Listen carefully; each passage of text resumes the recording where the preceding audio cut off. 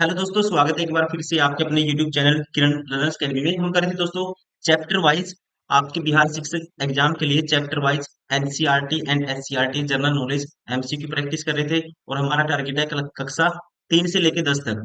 अभी इस वीडियो में कवर करेंगे दोस्तों, ये है सोशल साइंस कक्षा 6 to 10। सोशल साइंस के जो मोस्ट इंपोर्टेंट क्वेश्चन बन सकते हैं कक्षा 6 के, ठीक है, वो सारे के सारे दोस्तों इस वीडियो में कवर करेंगे क्वेश्चन नंबर 2 से। और इसमें से हमने वो क्वेश्चन उठाए हैं जैसे कि अध्याय 6 में एनसीईआरटी बेस्ड है सारे क्वेश्चन ये।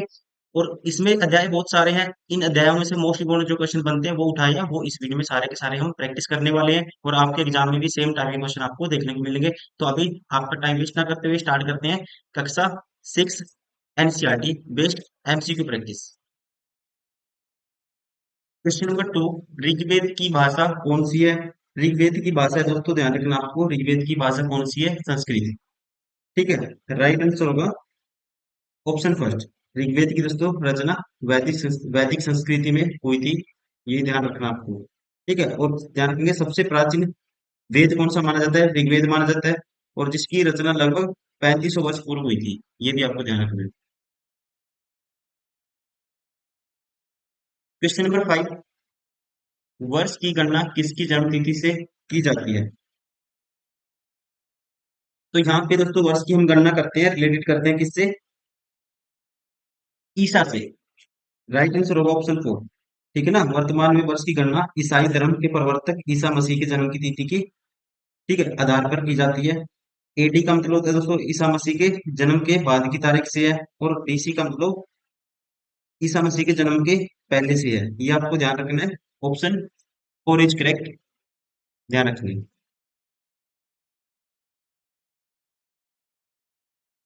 अध्याय 2, क्वेश्चन नंबर 2, पशुओं को पालतू बनाने की शुरुआत कब हुई थी दोस्तों? पशुओं को जो पालतू बनाने की शुरुआत थी, ये ध्यान रखना आपको, ये हुई थी। राइट आंसर होगा इसका ऑप्शन थर्ड, 8000 साल पूर्व। ठीक है, आप ध्यान रखेंगे, कुत्तों को पूर्वी एशिया में लगभग 15,000 वर्ष पूर्व पालतू बनाया गया था। बकरियां तथा भेड़ी लगभग 8,000 ईसा पूर्व एशिया में पालतू बनाई गई थी। और सुअर 8,000 वर्ष ईसा पूर्व पहले मध्य एशिया में, फिर चीन में पालतू बनाए गए थे। तो यहाँ पे राइट आंसर होगा अकॉर्डिंग टू ऑप्शन थर्ड, 8,000 साल पहले कह सकते हैं।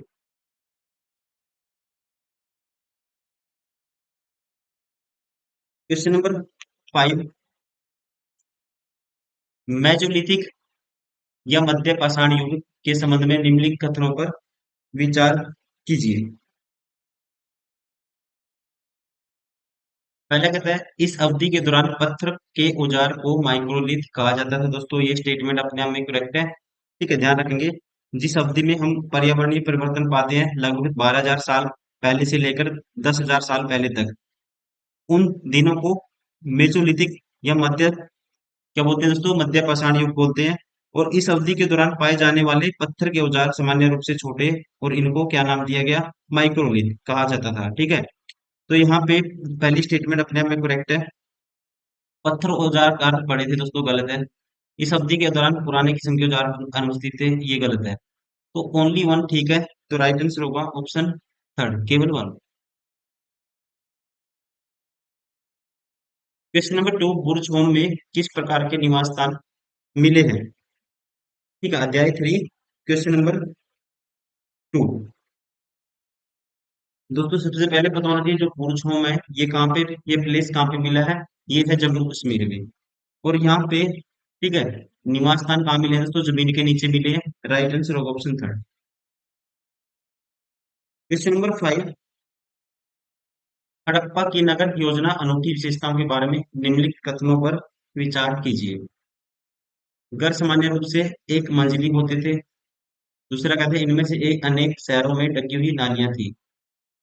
अब दोस्तों पहली स्टेटमेंट क्या होगी? अपने आप में गलत है, क्योंकि घर एक मंजिली नहीं 2 मंजिले होते थे। इनमें से अनेक शहरों में ढकी हुई नालियां थी, ये स्टेटमेंट करेक्ट है। तो only two is correct, right answer होगा ऑप्शन सेकेंड।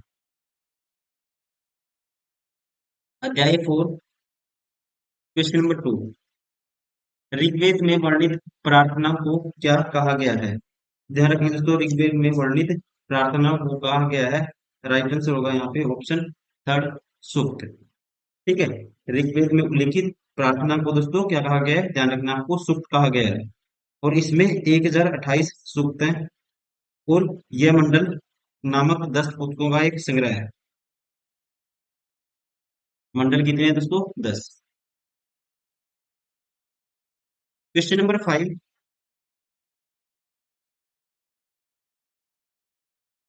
चरक ने मनुष्य के शरीर में कितनी हड्डियों का वर्णन किया है दोस्तों। चरक ने मनुष्य के शरीर में वर्णन किया था 360 हड्डियों का। राइट आंसर होगा option second.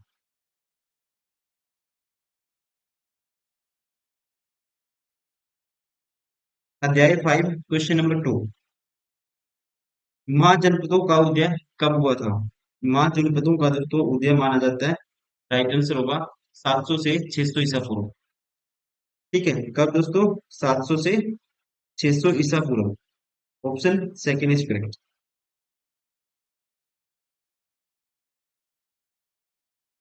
Question number 5। Magadh साम्राज्य की स्थापना किसने की थी दोस्तों। तो यहाँ पे राइट आंसर होगा इसका, ध्यान रखेंगे आप, मगध साम्राज्य की स्थापना बिंबिसार ने की थी। और वह गौतम बुद्ध के दोस्तों समकालीन था। कौन, बिंबिसार। बिंबिसार 544 ईसा पूर्व से लेके 492 ईसा पूर्व तक हर एक राजवंश के संस्थापक थे ये बिंबिसार। और उन्होंने नया राजगृह नगर का निर्माण भी किया था। तो राइट आंसर होगा, मगध राज्य साम्राज्य की स्थापना किसने की थी दोस्तों, हर्यक वंश राजवंश के संस्थापक बिंबिसार ने। अध्याय 6 क्वेश्चन नंबर 2। महात्मा बुद्ध ने अपना पहला उपदेश कहाँ दिया था दोस्तों, मोस्ट आसान क्वेश्चन है। ठीक है, तो कहाँ दिया था, सारनाथ में। महात्मा बुद्ध ने अपना जो पहला उपदेश कहाँ दिया दोस्तों, सारनाथ में दिया था, ध्यान रखेंगे। राइट आंसर होगा इसका ऑप्शन फर्स्ट।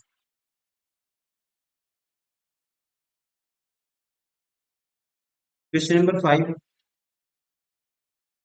जैन धर्म का मुख्य महाव्रत कौन सा था दोस्तों। जैन धर्म का मुख्य महाव्रत कौन सा था। तो ध्यान रखेंगे दोस्तों, ब्रह्मचार्य को 5वें महाव्रत के रूप में भगवान महावीर ने सम्मिलित किया था। वो उसे पहले भगवान पार्श्वनाथ के समय 4 महाव्रत, अहिंसा, सत्य, अस्तेय, अपरिग्रह का विधान तथा जैन धर्म का चातुर्याम धर्म था। ठीक है, माना जाता था। तो यहाँ पे जो राइट आंसर होगा ये था ब्रह्मचार्य। Option 4 is correct. Question number 2। अध्याय 7। मौर्य वंश का संस्थापक दोस्तों कौन था। ठीक है, आसान क्वेश्चन है। मौर्य वंश का संस्थापक कौन था।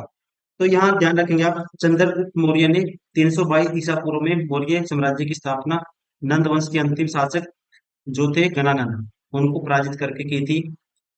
और यहाँ पे इसका जो राइट आंसर होगा कह सकते हैं फिर होगा चंद्रगुप्त मौर्य।